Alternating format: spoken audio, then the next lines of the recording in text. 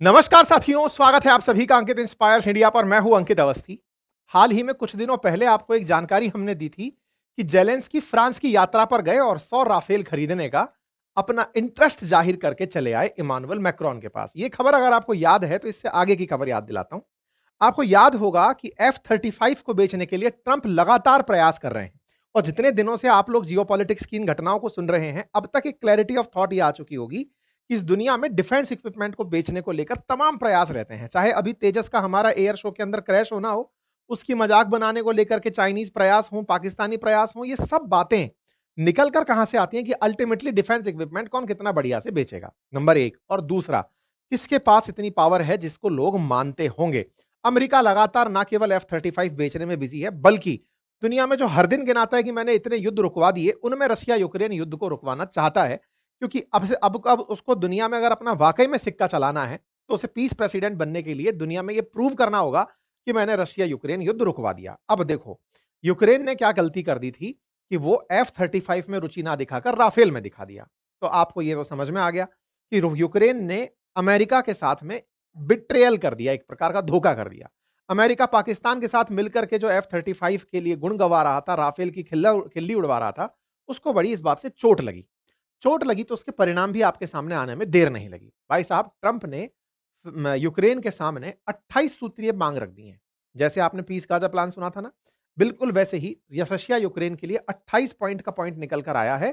और वो भी अभी अमेरिका द्वारा ऑफिशियल नहीं आया है। अमेरिका ने अपना एक प्रतिनिधि भेजा है बकायदा यूक्रेन, जो लेकर गया 28 सूत्रीय मांगे। अमेरिका कुछ नहीं बोल रहा है, जेलेंस्की खुद बाहर निकल कर आए हैं और देश के सामने कल रात को संबोधित करते हुए कह रहे हैं कि हे देशवासियों, हमारी हालत बहुत खराब है। अगर हमारे पास में कोई भी विकल्प बचा है तो वो सिर्फ इतना है कि या तो हम अपना एक साथी खो दें या फिर हम अपनी शांति खो दें। साथी खो दें यानी अमेरिका खो दें, और शांति खो दें यानी कि युद्ध जारी रखें। इनके इस बयान के बाद से सोशल मीडिया पर जेलेंस्की के समर्थन में हजारों ट्वीट हो रहे हैं। जेलेंस्की के समर्थन में यूक्रेन के लोग उतर आए हैं कि ट्रंप के साथ नहीं बहना है। ट्रंप के साथ नहीं बहना है। Do you support Zelensky, yes और नो? जेलेंस्की सोशल मीडिया पर चल रहा है क्योंकि ट्रंप जैसे हमास और इजराइल के बीच में समझौता कराते कराते इजराइल की तरफ से बैटिंग कर गए, लेकिन दुनिया को दिखाया कि मैं गाजा की तरफ से खेल रहा हूं। वैसे ही रशिया यूक्रेन में यूक्रेन का साथ दिखाते दिखाते रूस के साथ खेल गए। लेकिन रूस के मामले में आप में से कई लोग इस तरह से भी सोचेंगे कि सर, रूस पर भी तो बहुत पाबंदियां लगाई हैं, उसके ऊपर भी इतने सैंक्शन लगाए हैं, भारत को तेल खरीदने की मना किया जा रहा है। ये सब कुछ वो प्लान है जो म्यूचुअल अंडरस्टैंडिंग से होते दिख रहे हैं। मतलब ऐसा कि इंडिया को बोलेंगे तेल ना खरीदे ताकि तुम पर हमने प्रेशर क्रिएट किया, लगना चाहिए।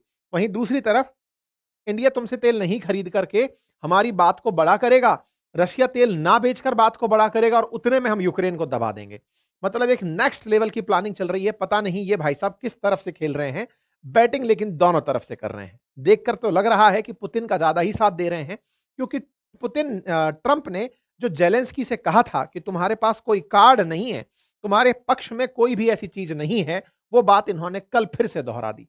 Without us you don't have any card, तुम्हारे पास हमारे बिना कुछ भी नहीं है। ये बात दोहराते हुए ट्रंप ने फिर एक बार जेलेंस्की को आईना दिखा दिया और बताया कि जो हम कहेंगे तुम्हें फाइनली वही करना पड़ेगा। ट्रंप का 28 पॉइंट प्लान निकल कर आया, पीस प्लान, जिसको जेलेंस्की ने रिजेक्ट कर दिया। ये सुबह की खबर बनकर आ रही है, लेकिन इस रिजेक्शन को अभी ऑफिशियल वो नहीं मिला है। मैं पहले से क्लियर कर देता हूं, ये दोनों जो न्यूज आप सुन रहे हैं, इन दोनों में ना तो अमेरिका ने ऑफिशियली इस बात को कहा और ना ही यूक्रेन ने ऑफिशियली इसको डिनायल की बात कही। लेकिन ये इतनी चर्चा क्यों आ गई? क्योंकि यूक्रेन के अंदर जेलेंस्की के वीडियो वायरल हो रहे हैं।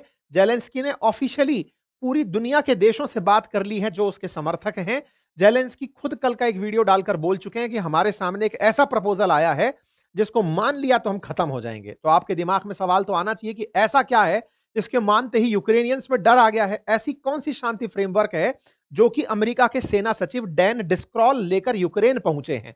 और यूक्रेन की सुरक्षा गारंटियों का जिसमें जिक्र किया गया है, असल में इस मायने में कहा गया है कि यूक्रेन को कुछ जमीन छोड़नी होगी, सेना का साइज सिंचित करना होगा, सीमित करना होगा, नाटो को यूक्रेन में सैनिक भेजने से रोकना होगा।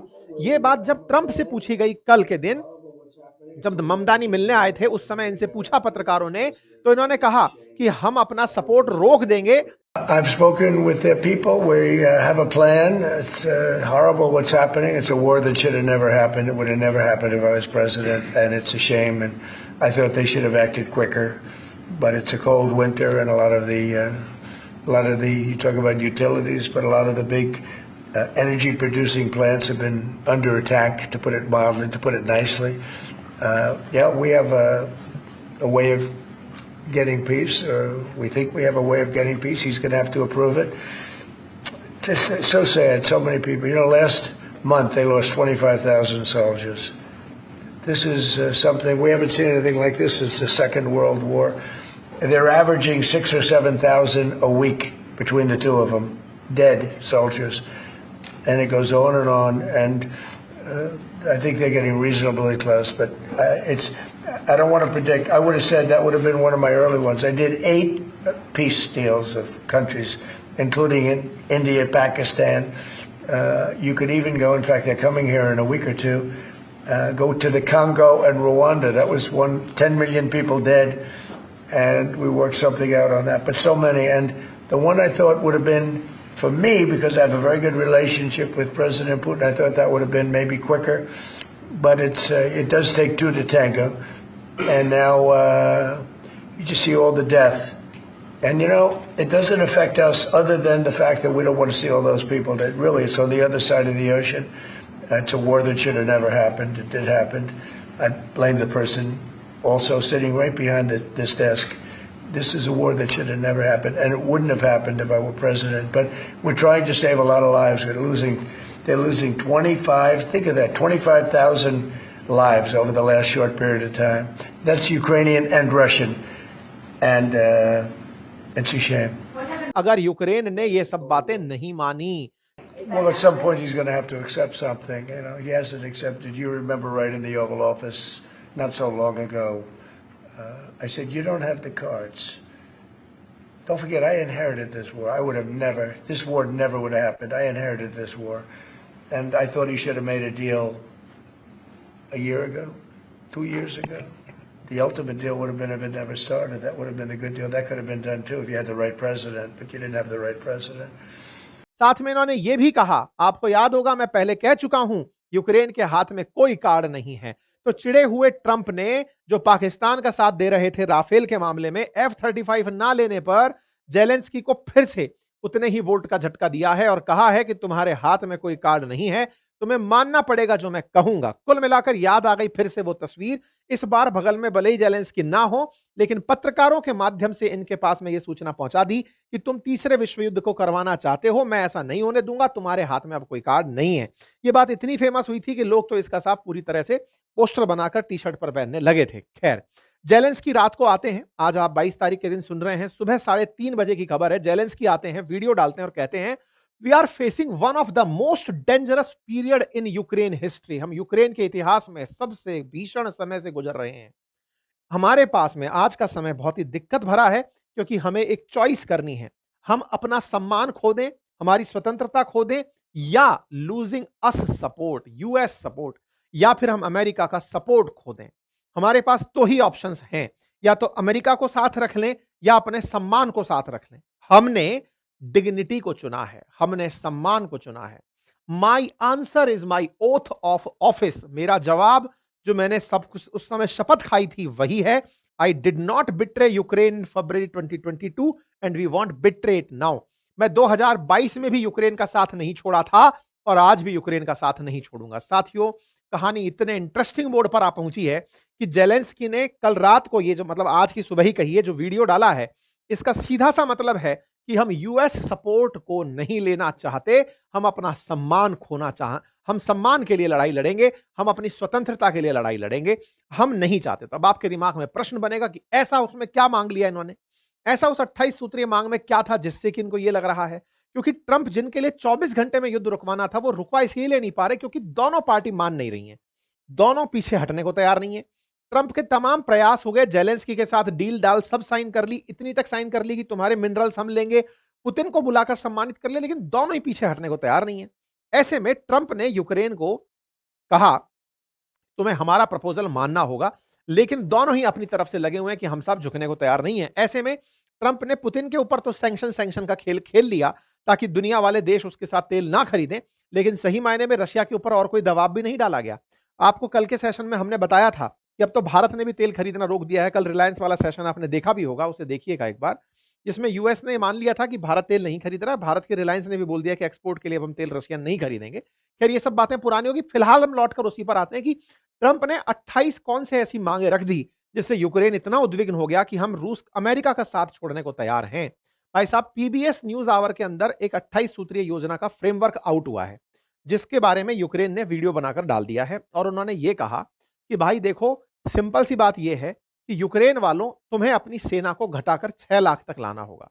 तुम रूस पर जाकर हमला नहीं करोगे, और तो और यूक्रेन को डोनास्क क्षेत्र का वो हिस्सा छोड़ना पड़ेगा जिस पर अभी भी उसका नियंत्रण है, और रूस 11 साल के युद्ध के बावजूद जिस पर कब्जा नहीं कर पाया है, वो छोड़कर आपको रूस को देना होगा। इंटरेस्टिंग बात यह है कि अमेरिका इस पूरे समझौते के बाद रूस पर से प्रतिबंध हटा लेगा।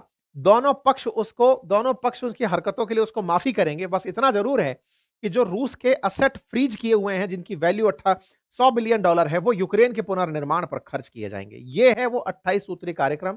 मैं फिर से बता दूं, अमेरिका ने इसे ऑफिशियली पब्लिक में नहीं डाला, एक न्यूज चैनल यूक्रेन से बाहर निकाल लाया। अमेरिका वाले इसको लेकर गए थे मनवाने के लिए। ये न्यूज चैनल बाहर निकलवाया, लोग इसको भी नहीं मानते, लेकिन खुद जेलेंस्की जब 3 बजे बाहर आकर वीडियो डाल दिए, सुबह 3 बजे आज, कि भाई देखो, हम अमेरिका की बातें मानने के लिए बाध्य नहीं है और हम नहीं मानेंगे, उससे यह पता चला कि कुछ तो गड़बड़ है। भाई ये वो पॉइंट है जिनको कि मैं अगर आपके सामने ब्रीफ करूं, बहुत सारे अंग्रेजी में लिखे हुए पॉइंट हैं। ब्रीफिंग इनकी ये है कि यूक्रेन को एक सॉवरेन देश रखा जाएगा, नाटो के साथ उसकी कोई मित्रता नहीं रखी जाएगी, 6 लाख से ज्यादा सैनिक नहीं रखने देंगे, यूक्रेन को रशिया पर हमला नहीं करने देंगे, कोई भी ट्रुप नाटो की जो है वो यूक्रेन के अंदर नहीं एंट्री करेगी, साथ में यूके और ईयू जो है वो अपने फाइटर जेट को पोलैंड के अंदर खड़ा रखेंगे। यूक्रेन को यूएस की गारंटी होगी कि उसके ऊपर रशिया हमला ना करे। यूक्रेन अलाउ करेगा कि वो यूक्रेन को यूरोपियन यूनियन ज्वाइन करने दिया जाएगा, नाटो नहीं ज्वाइन करने दिया जाएगा। साथ ही यूक्रेन का डेवलपमेंट फंड बनाया जाएगा जिससे यूक्रेन का डेवलपमेंट हो। ये तो सब बातें बड़ी अच्छी अच्छी थी, लेकिन जो सबसे खतरनाक बात थी ना, वो ये थी साहब। कौन सी बात थी, मैं आपको यहां से पढ़ के दिखाता हूं। क्रीमिया, लोहांस और Donetsk to be recognized de facto as Russian, मतलब जो यूक्रेन का हिस्सा रशिया ने कब्जा कर लिया है, उसे आप रशिया का ही रहने दो, including by United State. United State भी यही चाहता है और यूनाइटेड स्टेट भी उसे रशिया का ही मानेगा। खैरसान और जैपोर्जिया वाला जो रीजन है वो फ्रोजन कर दिया जाएगा एज ए कॉन्टेक्ट लाइन, की इधर की तरफ तुम हो, इधर की तरफ वो हैं, which would mean a de facto recognised as the contact line, की दोनों ही वहां पर कंट्रोल कर रहे हैं। Russia to give up agreed upon territory they control outside of the 5 region. ये जो 5 क्षेत्र हैं, जैपोर्जिया, खार्किव, लोनास्क, डोनास्क और क्रीमिया, इसके अलावा अगर रशिया के पास कोई क्षेत्र है, रशिया उसे छोड़ने को तैयार होगा। यूक्रेन फोर्स विड्रॉ कर दी जाएंगी डोनास्क रीजन से। कुल मिलाकर के रशिया के पास में जो कब्जे का क्षेत्र है, ये सारा की सारा, क्रीमिया, खैरसान, जैपोर्जिया, डोनास्क, लुहांस्क, ये तो रशिया को दे दो।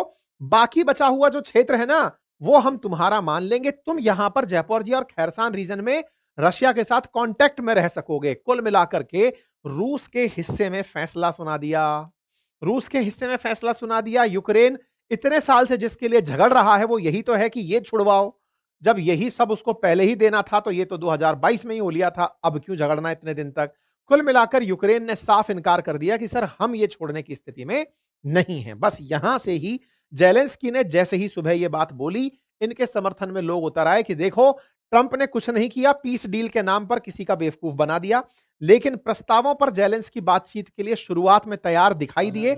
उन्होंने फिर दुनिया भर के लीडर्स से बातचीत करी और बातचीत में उन्होंने खूब सारे ट्वीट, इनकी कॉमन आदत है, जब भी कोई नया अवतार आता है तो ये तुरंत ट्वीट करते हैं। सबसे बातचीत करी और सबसे बात करके इन्होंने धन्यवाद दिया और कहा कि देखो यूरोपियन लीडर्स, आप सबने हमारा साथ दिया। याद रखना, यूक्रेन पर कब्जा अगली बार यूरोप पर कब्जा होगा। यूक्रेन फिलहाल तुम्हारे लिए शील्ड बना हुआ है। बेहतर होगा यूरोप यूक्रेन के साथ मिलकर के काम करे, यूक्रेन की हिफाजत के लिए यूरोप काम करे, क्योंकि रशिया का अगला टारगेट यूरोप ही है। अगर आज तुम मुझे नहीं बचा पाए तो कल तुम्हें कोई और नहीं बचा पाएगा। आवश्यकता है मेरे साथ खड़ा होने की, और यूरोप का धन्यवाद जो मेरे साथ खड़ा रहा। देखिए, कुल मिलाकर एक बात तो तय है, सबसे ज्यादा डर असल में यूरोप को ही है। अमेरिका तो बीच में पंच बना घूम रहा है। यूरोप को डर है कि जेलेंस्की के बाद में अगला नंबर पोलैंड का होगा या फिर उधर की तरफ नॉर्डिक कंट्रीज का होगा। इसीलिए जेलेंस्की उन सबके फियर को एक साथ करने में कामयाब हो गए। कुल मिलाकर रशिया ने तो इस पर हामी भर दी, लेकिन ट्रंप का यह फैसला जेलेंस्की को भारी पड़ गया। इसी के चलते जेलेंस्की ने कल पूरे यूक्रेनियंस को संबोधित किया और कहा, हमारे सामने दो ऑप्शन है, या तो स्वतंत्रता से जिए या अमेरिका के सामने समझौता कर लें। साहब, हम जो है वो स्वतंत्रता से जीना प्रेफर करेंगे। यूएस हमारा मित्र रहता है या नहीं रहता है। इसी के चलते यूक्रेन में इनके समर्थन में जबरदस्त जनता उतर आई है। आप लोगों को क्या लगता है कि जेलेंस्की को मान लेना चाहिए था, कि उन्हें अमेरिका का प्लान मान लेना चाहिए था, रशिया के साथ में समझौता कर लेना चाहिए, या फिर जो इतने साल से चली आ रही जंग है, जो लगभग 1350 दिन से ऊपर बीत चुकी है, उस जंग के बाद समझौते में जगह छोड़कर शांति की राह अपनानी चाहिए? आप लोग इस विषय पर क्या सोचते हैं? अपनी राय जरूर कमेंट बॉक्स में दीजिएगा। चैनल पर नए हैं तो सब्सक्राइब कर लीजिए। और हाँ, ये तय है कि यदि शांति होती है, समझौता होता है, तो बाजार बहुत ऊपर उठता है, और बाजार जब उठता है तो उसके लिए आपको शेयर मार्केट में फ्री एंट्री करने का तरीका डीमैट अकाउंट है, जिससे आप ट्रेड कर सकते हैं। अपना पैसा लगाने में कैसे आपको नॉलेज की आवश्यकता है, उसके लिए हमारे कोर्सेज हैं। बातें बाजार की एप्लीकेशन पर म्यूचुअल फंड और स्टॉक मार्केट की बेसिक ट्रेनिंग हमने आपको दी हुई है, आप जाकर उसे एक्सेस कर सकते हैं। हमारे कोर्सेज आपके लिए उपलब्ध हैं। बहुत बहुत धन्यवाद।